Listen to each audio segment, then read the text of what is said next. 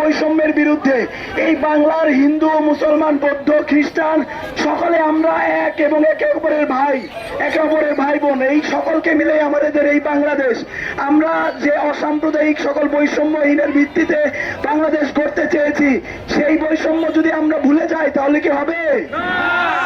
আমরা এই স্বাধীন বাংলায় অসাম্প্রদায়িক চেতনাকে ধারণ করে সকল সাম্প্রদায়িক সহিংসতাকে রুখে দিয়ে আমরা এই স্বাধীন বাংলায় সততা এবং ন্যায়ের ভিত্তিতে একটি বাংলাদেশ গড়তে এই বৈষম্য বিরোধী ছাত্র আন্দোলন শুরু থেকে এখন অব্দি এসেছে।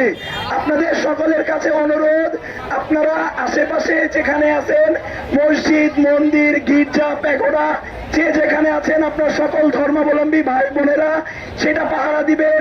সেইখানকার সকল ধর্মের মানুষকে আপনাদের আমাদের সকলের নিরাপত্তা দিতে হবে।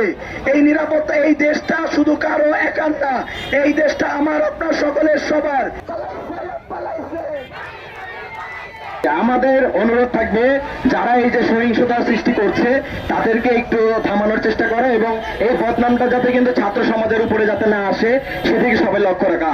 অনেকে থানা থেকে অনেক কিছু নিয়ে গিয়েছে এবং রাষ্ট্রের যে প্রতিরক্ষার জন্য যে আমাদের অস্ত্র আছে সেটা অনেকের কাছে আছে।